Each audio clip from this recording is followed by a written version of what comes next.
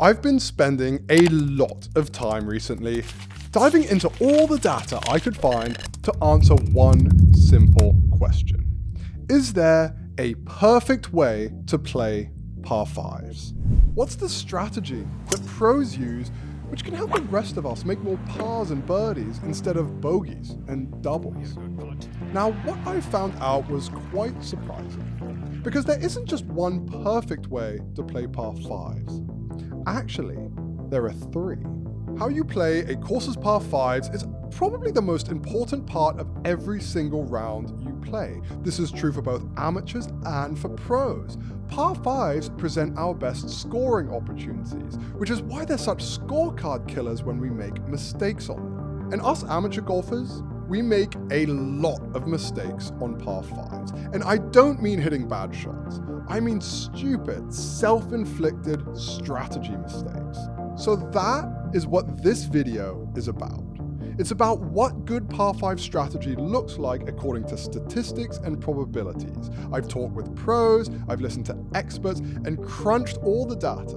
It comes down to making the right decision in three key scenarios that all golfers find themselves in. We're going to look at each one of them, and we're going to break down the ideal game plan for each one. Just left to the hole. Takes a big hop forwards. And it bites like a police dog.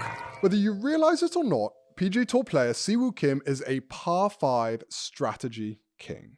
And there are a couple shots that Siwoo hit during his final 9 holes of his 2017 Players Championship victory that kind of perfectly show what this video is about, and you can learn from each one. The first shot came in scenario number 1, which is the best scenario to be in. We'll call this the green light scenario. It's when you've hit a great drive on a pretty standard par 5. So now you're in a great position. You can choose to go for it, or you can lay further back. Basically, whatever you want. Siwoo Kim had a 2-shot lead on the par 5 9th hole when he hit a good drive into this situation. The traditional advice here would be to protect the lead by avoiding trouble. Hit something safe and easy towards the tree, which commentator Nick Faldo says players used to lay up to all the time. Wayward here with the tee shot. Yeah, there's that famous tree where we always laid up moons ago. Hit a mid-iron and then wedge it onto the green from there.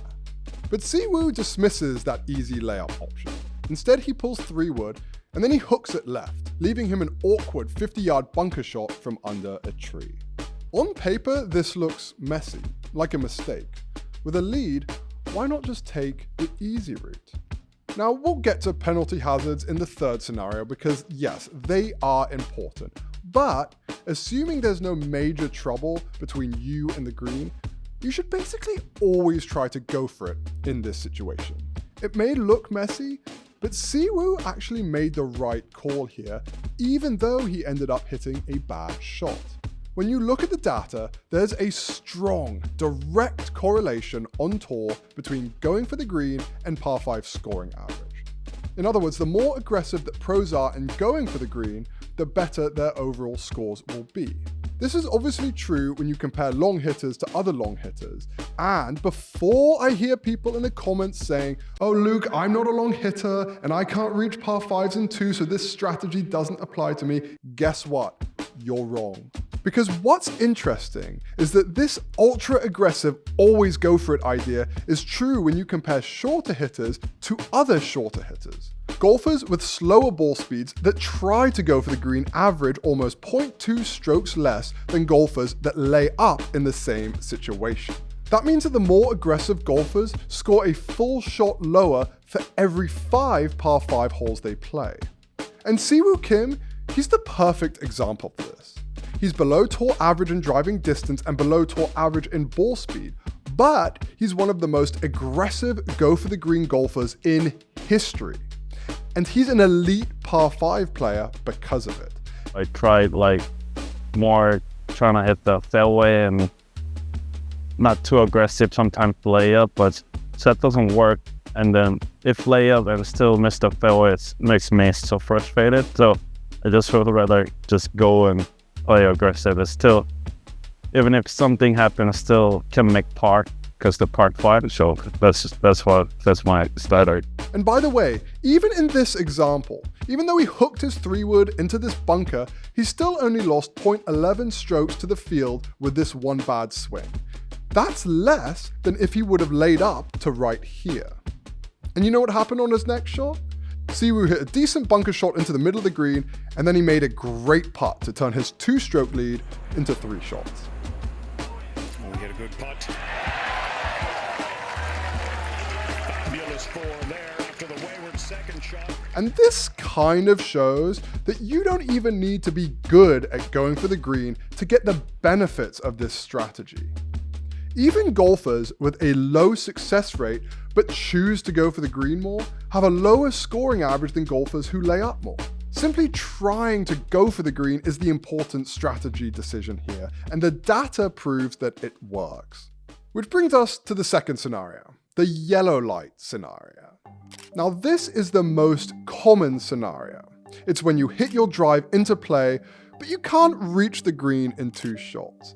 Maybe because you've hit your drive into an awkward spot, or maybe just because the hole is too long. You'll often see amateurs in this situation do 2 things. They'll either pull a long club that they're comfortable hitting, like a 4 hybrid instead of a fairway wood, or they'll try to lay up to a yardage that they like, maybe 120 yards or so for this example. And guess what? Even pros make this mistake. The best example I can think of was Rory McIlroy on Sunday at the 2023 US Open. On the 14th hole during his final round at LACC, Rory missed his drive left and kind of rushed into hitting a short iron down a wide open fairway with nothing between him and the green. And this, it killed me because I was there. Literally, I was right there. I watched this mistake happen with my own 2 eyes, and I wasn't able to do anything about it. He hit this shot because he thought he was playing safe to a comfortable wedge distance after a sketchy drive. But you know what happened next? He hit a comfortable 120-yard wedge shot straight into the bunker. He made bogey, and he ended up losing the US Open by 1 shot. In a nutshell, there's just no evidence to support this whole comfortable yardage strategy being a smart game plan. Quite simply, the best place to lay up is as close to the green as you can get it. Chase your ball down there as far as you can, because it's not just the smart thing to do, it's also actually the safe thing to do. Which brings us back to aggressive strategy king Siwoo Kim. On the par 5 11th hole, Siwoo's lead was back down to 1 shot after Louis Oosthuizen in the group ahead of him made an eagle. And bad news, Siwoo had hit his drive into a weird spot. But again, Siwoo doesn't take the easy route. Instead, he aims straight, plans for the ball to hook off this lie, and ropes a high hook up towards the green. The lesson here is that the best layup, again, is the longest one you can possibly hit. When you look at Arcos's data on the amount of strokes it takes to finish the hole from every yardage, it shows that for every handicap group, you decrease your chances of making bogey or worse by around 3% for every 10 yards closer to the green you are. So let's say a 10 handicap hits a comfortable club to a distance between 120 to 130 yards. From there, they have a 46% chance of making a bogey or worse. But if you could sneak something down there, even just 30 yards closer to between 90 and 100 yards, that golfer's odds of making a bogey or worse drop to 37%. That's what made Xander Schauffele's layup from the bunker on the 72nd hole of the PGA Championship last year so clever. Feet in the bunker with the ball way above his feet, the commentators speculated that he could probably pull a wedge from here and advance it safely to about 100 yards. But instead, Xander pulled a 5-iron and tried to chase it down. He's going to try to go as far up as he can. Yeah. Mm-hmm. It's 225 to the front. Well, he caught a lot of it.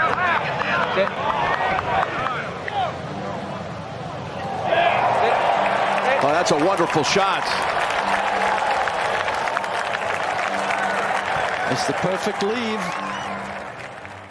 Afterwards, he said his goal was simply to get it as far down the fairway as he could. I just kept telling myself, I was like, man, this is someone out there is making me earn this right now. I just kept grinding. You know, I get up there and just kind of chuckled. I was like, this is just you know, if you want to be a major champion, this is the kind of stuff you have to deal with. So I dealt with it, and, you know, happily was able to, you know, push that thing up. My only concern was sort of shanking it from more of a baseball swing. And when you do the math, you realize that that boosted his chance of making a birdie to win the PGA Championship from 15%, had he laid up to 100 yards, to almost 50% from the spot he ended up. A coin flip, which on this occasion landed just right. Pretty good. Sander with victory at Valhalla. If you find yourself in this yellow light situation, one thing that lots of pros do is designate a kind of chase it down their club at the top of their bags. A fairway wood or a mini driver that they can hit off the ground for longer par 5 approaches. Siwoo Kim does this too. I'm telling you, the guy is a par 5 genius. He uses his actual driver for it. It's a shot he developed exactly for this chasing it down there strategy. So I used to do like high school or mid school. I was always been like 10, 20 yards short, par 5. So I was thinking, how did I get there? How did I get there? So I try to do more like off the deck drivers. So that makes more like runner. So it gets 10, 15 more yards than in 3. So, and before you ask, if there's a hazard on one side of the hole, chasing it down there is still the right call.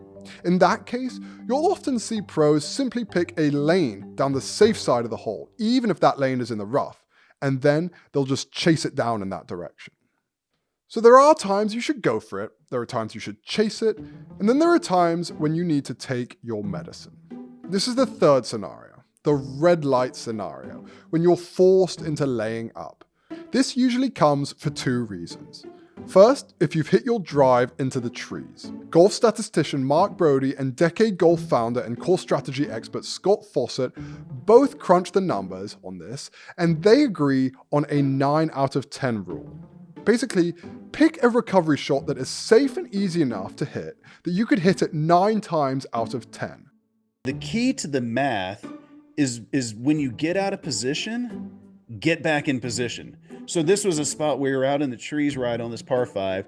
Could I have tried to like slide a 3-wood through the trees and get up and around the green? I could have, but a huge percentage of the time I was going to hit the trees and now still be in the rough at, 220, as opposed to in that thing, I think I laid a 9-iron up to like 110 yards. Like, just get that thing back in play, because it's really important to not make the silly bogey just because you couldn't get out of your own way. The other situation is when there are penalty hazards in play. Maybe you've got a forced carry, like the water in front of Sawgrass's par 5 11th hole, or maybe it's more of a bottleneck situation, like how you see the fairway narrow between the water and bunker on Sawgrass's 16th hole. These are the 2 situations where it's almost always smarter to lay up short. But if you're on the fence and it comes down to deciding whether you should try to carry one of these 2 things, Lou Stagner developed a useful playing metric which measures how often a shot travels at least 90% of your intended distance. For 10 handicaps, the 50-50 point comes just short of 200 yards. 50% of shots from that distance travel 90% of the distance, so 180 yards or more. The other 50% actually travel shorter than 180 yards. So, if you have a forced carry or penalty hazard that requires at least 200 yards of carry, you are probably going to hit it into the water. You should probably lay up. Anything that requires a shorter carry than that, you're good to go. The odds are in your favor. Siwoo Kim actually found himself in this situation too late on his back 9 that Sunday at the Players' Championship. On the reachable par 5 16th, Siwoo flared his drive out to the right and then got a bad kick. When he got to his ball, he saw the hazards, he saw the bottleneck, and he saw the trees. So the most aggressive player in golf knew now was the time to lay up. 3 different scenarios, and he played each of them perfectly, even though at no point did he hit any perfect shots. Which is why 2 holes later, Siwoo Kim lifted the trophy.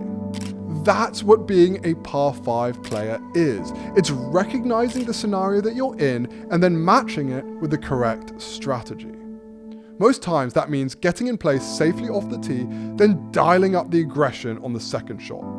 Going for the green whenever you can and chasing something down there whenever you can't.